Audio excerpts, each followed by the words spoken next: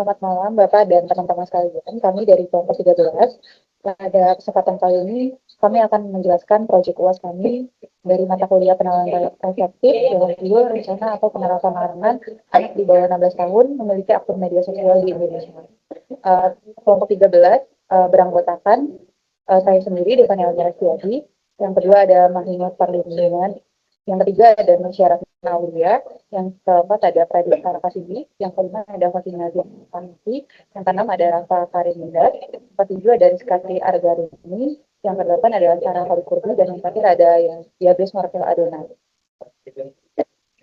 Lanjut, pada kesempatan kali ini kami mengambil permasalahan dengan judul analisis pola penalaran deduktif pada kasus larangan media sosial untuk anak di bawah 16 tahun, di mana kasus ini membahas kebijakan pemerintah yang membatasi penggunaan media sosial bagi anak di bawah 16 tahun.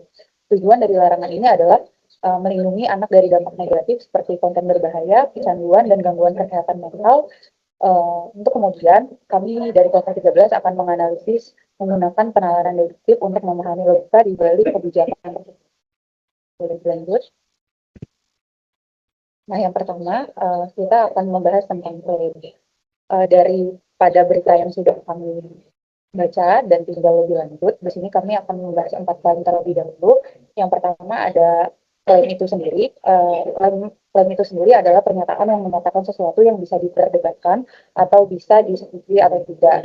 Nah, pada kasus ini contoh katanya adalah pemerintah Indonesia melarang anak di bawah 16 tahun membuat akun media sosial.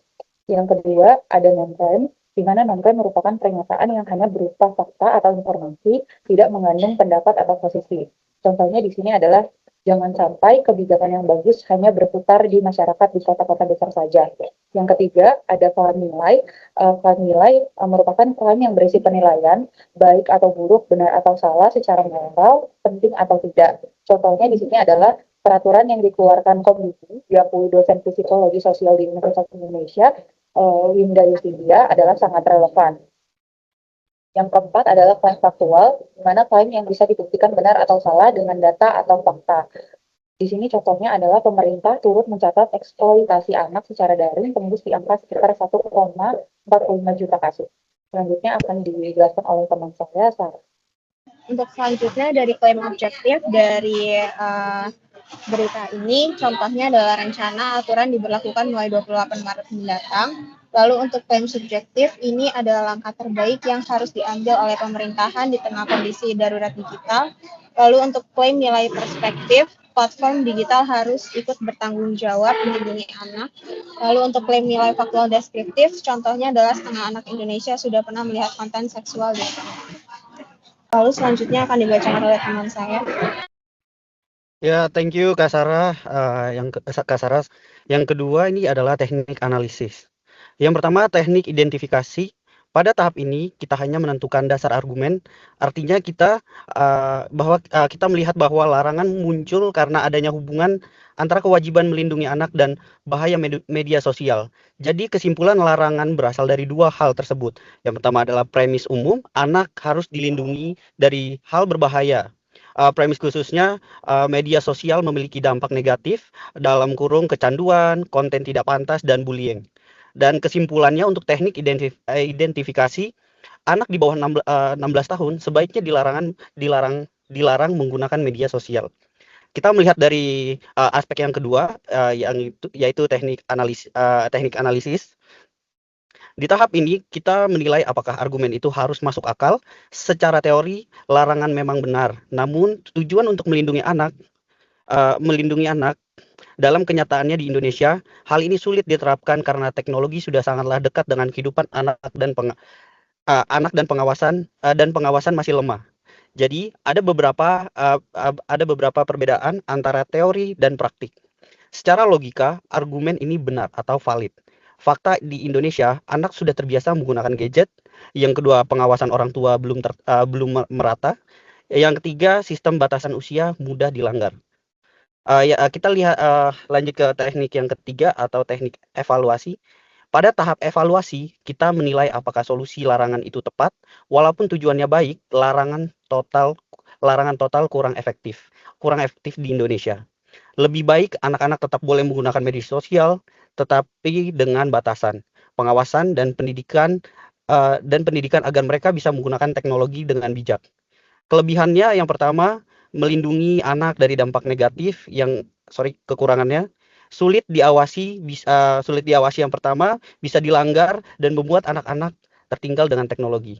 Dari teknik evaluasi, untuk solusinya adalah yang pertama, pembatasan menggunakan media sosial, pengawasan orang tua, dan edukasi digital. Terima kasih dan selanjutnya akan dilanjutkan oleh teman saya.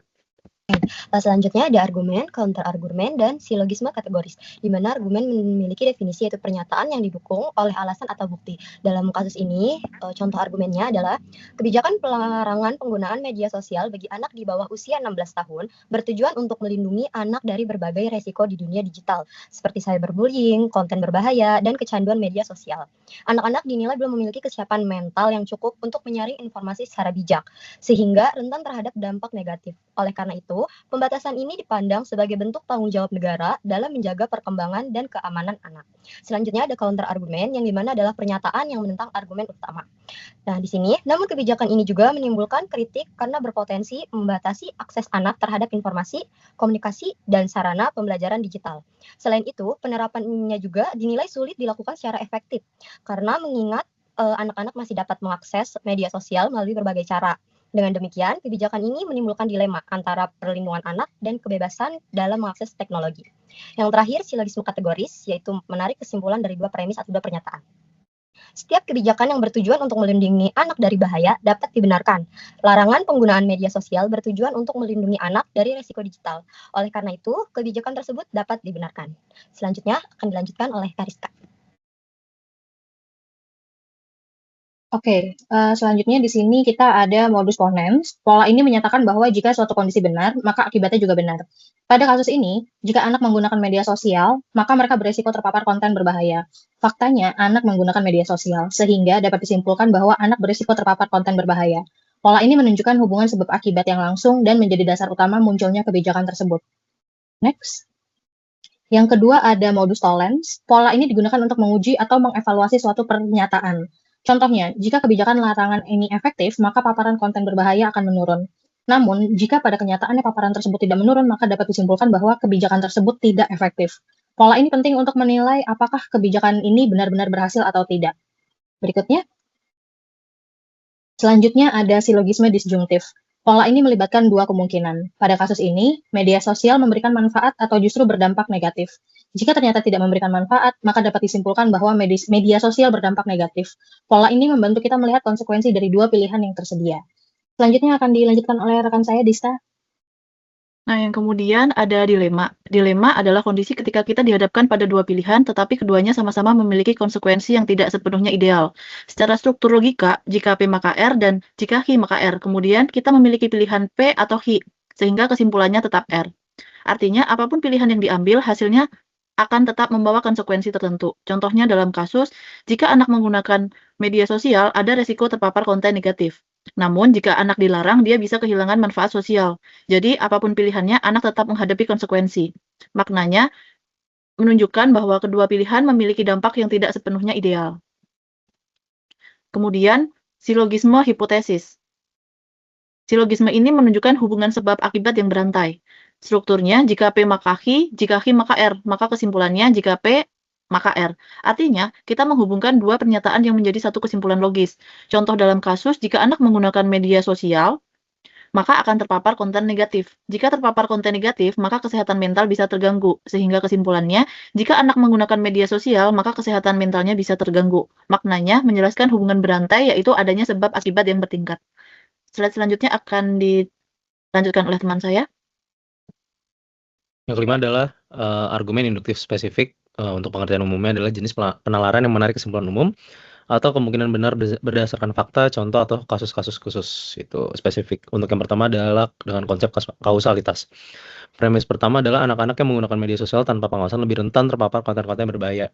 Contohnya pornografi, cyberbullying, dan penipuan. Untuk premis kedua adalah paparan tersebut terbukti meningkatkan resiko gangguan mental, kecanduan, dan perilaku negatif. Untuk kesimpulannya adalah, maka pembatasan akses media sosial bagi anak di bawah 16 tahun dapat mengurangi resiko kerusakan psikologis dan sosial pada anak. Ini kausal karena dari akses medsos, kepaparan resiko, dampak negatif, dan lalu perlu dibatasi. Yang kedua adalah argumen induktif spesifik dalam konteks generalisasi. Untuk premis pertama adalah banyak kasus menunjukkan anak-anak di berbagai negara mengalami dampak buruk dari penggunaan media sosial. Untuk premis kedua adalah studi dan laporan global juga menemukan pola yang sama terkait resiko digital pada anak. Untuk kesimpulannya adalah, maka secara umum anak-anak di bawah 16 tahun belum siap menggunakan media sosial secara aman. Ini generalisasi karena dari banyak kasus spesifik menjadi ditarik kesimpulan umum. Untuk yang selanjutnya adalah argumen induktif spesifik dalam konteks analogi. Untuk premis pertama adalah seperti halnya anak-anak dilarang mengemudi kendaraan karena belum cukup matang secara kognitif dan emosional. Untuk premis kedua adalah media sosial juga membutuhkan kedewasaan dalam mengelola informasi, emosi, dan interaksi.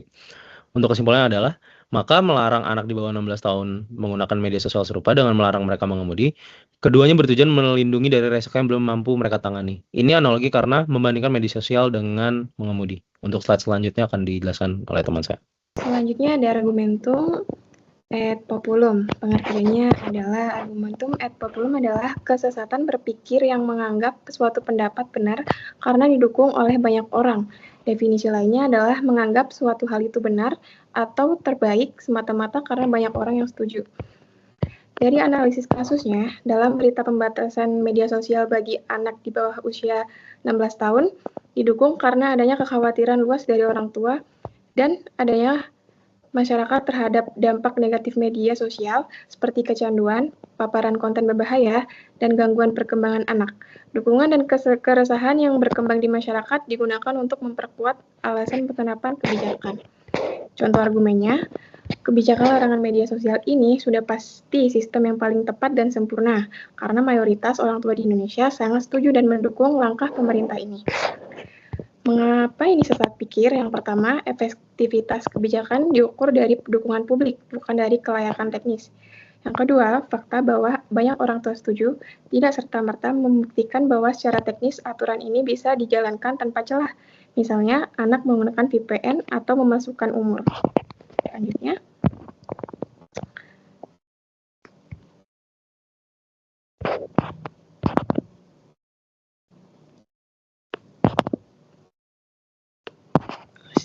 ada ignoratio elenchi. Pengertiannya adalah kesehatan berpikir ketika seseorang menarik kesimpulan yang tidak relevan dengan masalah yang sedang dibahas. Artinya, argumennya mungkin benar, tapi tidak menjawab pertanyaan utama. Analisis kasusnya, dalam konteks artikel, ada kemungkinan muncul argumen yang tidak menjawab inti permasalahan, seperti masalah utama apakah larangan media sosial efektif melindungi anak.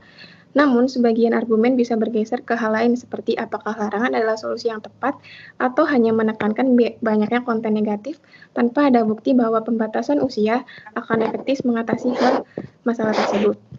Contoh argumennya, media sosial penuh konten negatif dan berbahaya, jadi sudah pasti pelarangan untuk anak di bawah usia 16 tahun adalah solusi terbaik.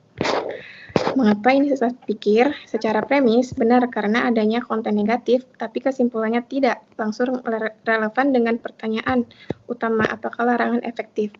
Argumen tidak membuktikan hubungan sebab akibat antara larangan dan solusi.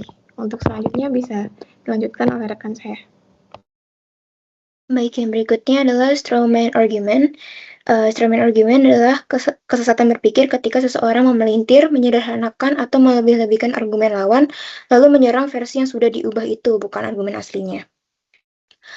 Dalam kasus ini, pihak yang menolak larangan sebenarnya berpendapat bahwa edukasi digital dan juga pengawasan orang tua lebih penting daripada pelarangan. Namun, pandangan ini sering disederhanakan secara tidak tepat. Contoh argumennya yaitu, kalau menolak larangan ini, berarti kamu setuju anak-anak bebas mengakses konten berbahaya di internet. Argumen ini sesat karena tidak menyerang argumen asli, melainkan versi yang sudah dipelintir. Menolak larangan tidak berarti mendukung kebebasan tanpa batas. Ada posisi lain seperti edukasi dan juga pengawasan yang diabaikan dalam argumen tersebut. Dari kelompok kami, terima kasih.